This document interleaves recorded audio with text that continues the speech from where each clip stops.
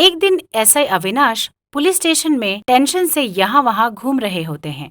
तभी उन्हें ऐसा परेशान देखकर एक कांस्टेबल पूछता है। क्या बात है सर, आप परेशान लग रहे हैं। क्या तुम्हें नहीं पता कल रात क्या हुआ? क्या हुआ सर? विजय मल्होत्रा की हत्या की कोशिश की गई। यह विजय मल्होत्रा कौन है सर? तुम लोग यहाँ ड्यूटी करते हो और तुम लोगों को यह नहीं पता कि विजय मल्होत्रा कौन है? माफ कीजिए सर, हमें सच में नहीं पता। गवर्नमेंट जिस नए प्रतिष्ठात्मक आउटर रिंग रोड का निर्माण कर रही है उसके वह कॉन्ट्रैक्टर है। वे मुंबई से आए हैं। सब आश्चर्य से देख रहे होते हैं। कल राज होटल में कुछ अनजान लोगों ने इनके रूम में जाकर इन पर अटैक किया। किसी तरह वे अपनी जान बचाकर यहाँ पुलिस स्टेशन आए हैं। कांस्टेबल कुछ पल सोचकर, इसमें सोचने की बात क्या है सर? हर बार जो करते हो वही करो। हर बार मैं क्या करता हूँ? डिटेक्टिव चटर्जी को बुलाइए सर। बिल्कुल सही कहा। कहकर अविनाश चटर्जी को कॉल करते हैं और कॉल लिफ्ट कर चटर्जी। हेलो अविनाश जी, कैसे हो? हेलो चटर्जी साहब, आपकी मदद की फिर से जरूरत पड़ी है। बात कुछ बड़ी है, फोन पर नहीं बता सकता। आप जल्द से जल्द स्टेशन आइए। बिल्कुल, मैं अभी पहुंचता हूं।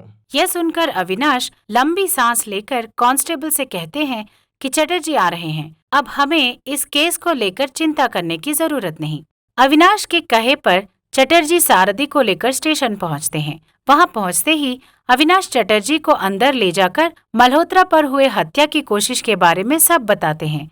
यह सुनकर चटर्जी कुछ पल सोचकर, विजय मल्होत्रा इतने बड़े कॉन्ट्रैक्टर है, फिर भी बिना सीसी कैमरा वाले होटल में क्यों रुके?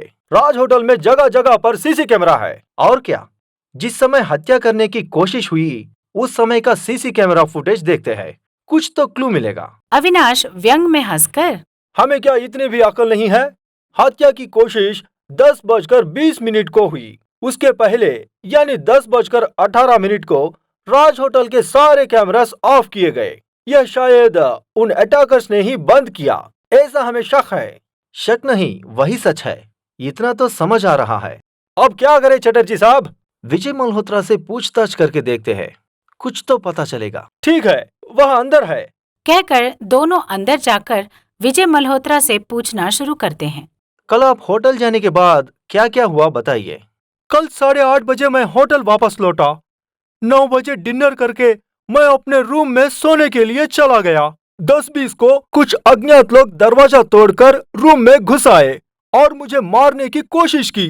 मैं किसी भी तरह खिड़की से कूदकर वहां से भाग निकला और यहाँ स्टेशन पूरी रात छिपा रहा।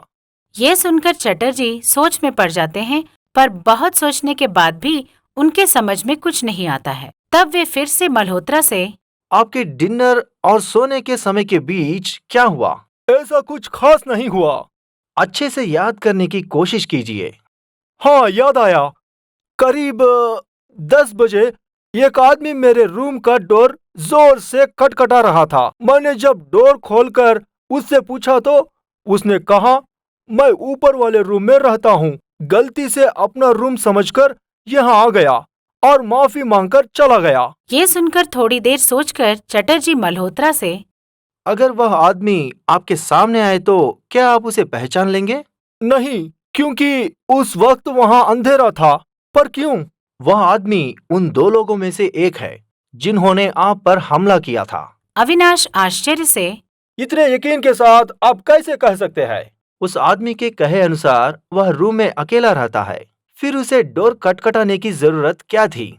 वो की कार्ड लगाकर रूम में आ सकता था, पर वह सिर्फ ये जानने आया था कि मल्होत्रा रूम में है या नहीं। मल्होत्रा और अविनाश अचंभे में रह जाते हैं। सीसी कैमरा 10:18 को बंद हुआ और वो आदमी 10 बजे आया, यानी तब कैमरा ऑन था। उस समय की फुटेज में वो आदमी जरूर होगा। अब हमारे पास बस एक ही रास्ता है उन हमलावरों को पकड़ने का, वरना मल्होत्रा पर ऐसा अटैक कभी भी कहीं भी हो सकता है। हमें उनको जल्द से जल्द पकड़ना होगा।